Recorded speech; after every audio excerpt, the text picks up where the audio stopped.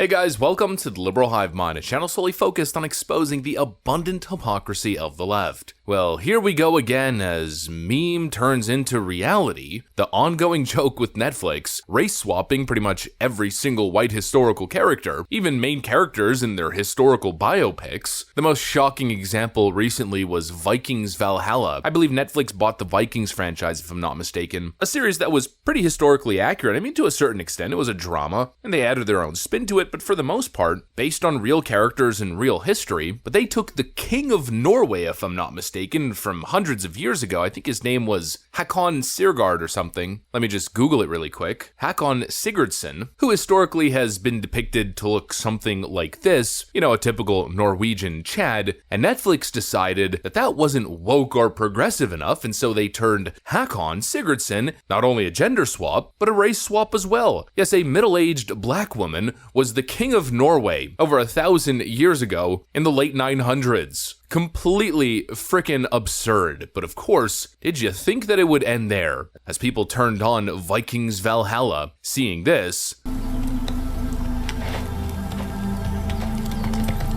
only to swiftly turn it off and quickly close Netflix, literally what I did. Well, now we're being subjected to Queen Cleopatra, a woke series produced by Jada Pinkett Smith of all people. So again here, a documentary focused on historical accuracy, at least to a certain extent, where they race swapped Cleopatra once again, making her a middle-aged black woman. Let me show you guys exactly what's going on. We got some stuff to get into, so let's roll the tape. Alright folks, so let's first start off with the trailer. As you'll see, it's essentially a documentary. There was a time long ago when women ruled with unparalleled power as warriors, queens, mothers of nations. And there is none among them more iconic than Cleopatra. I would die for Egypt. What would you die for? Well, you saw the trailer. Let me ask you, how do you think it went with the audience? Well, pretty much just as poorly as you might expect.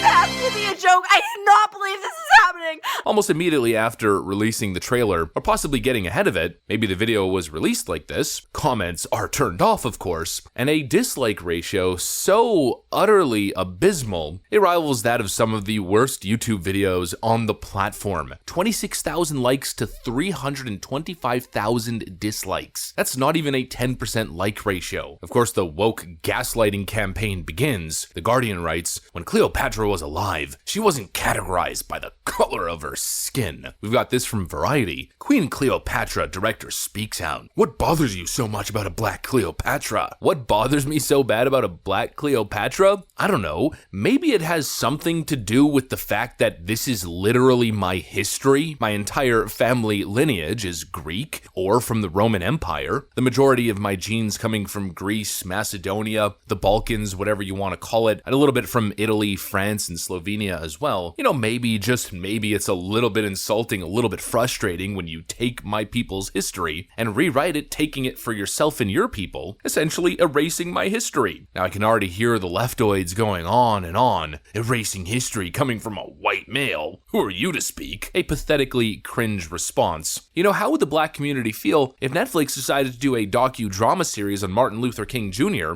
and they replaced him with the whitest man on earth? Buildings would be burning. It's absurd to even ask the question. Cleopatra was Greek. The Greek Reporter writes, the recent, quote, blackwashing of Cleopatra, the famed queen of ancient Egypt, by the Netflix documentary has reignited the debate about her ethnic background. Despite the fact that she ruled over Egypt, Cleopatra was Greek. The new series has drawn the ire of online users reacting to the recently released trailer. Some online commentators have expressed puzzlement over the decision to inaccurately portray a historical figure in what is meant to be an educational documentary. Cleopatra VII Philopator ruled over ancient Egypt from 51 to 30 BC and was the last ruler of the Ptolemaic kingdom in Egypt. I'm not sure if I'm getting all these historical terms correct, but I'm doing my best. After her death, the Roman Empire took control of the country. The Ptolemaic dynasty was formed by, forgive me if I'm getting this wrong, Ptolemy, I guess it's a Roman numeral, so the first Soter, a Greek general in Alexander the Great's army in 305 BC. Although located in Egypt, the dynasty that Ptolemy established remained incredibly Greek. Cleopatra, a direct descendant of Ptolemy, was the first Ptolemaic ruler to learn the Egyptian language, as all those before her only spoke Greek. She was also believed to have spoken Ethiopian, Hebrew, Aramaic, Arabic, Syriac, Median, Parthian, and Latin. The name Cleopatra comes from the ancient Greek words kleos, meaning glory, and pater, meaning father, which means glory of her father. Her name is frickin' Greek. She's depicted as looking like this. I mean, do a simple Google search, stock photo of Greek people, Greek women, or Greek men, surprise to absolutely no one. We're white, some of us mixed with a little bit of Turkish blood, with a slightly darker pigmentation, but still white. In fact, so white, my 100% Greek grandmother, my yaya, born in a very remote Greek fishing village, has blonde hair. Let's put that into perspective a little bit. Let's really make it visual. A lot of people don't know this, but Jennifer Aniston? Yep, this Jennifer Aniston is Greek. Well, she's a little bit more than half Greek, but still Greek. This is Jennifer Aniston's real name, Joanna Anastasakis. Someone who looks like Jennifer Aniston would have been a much more accurate depiction. That's how far Netflix's casting choice was from the mark.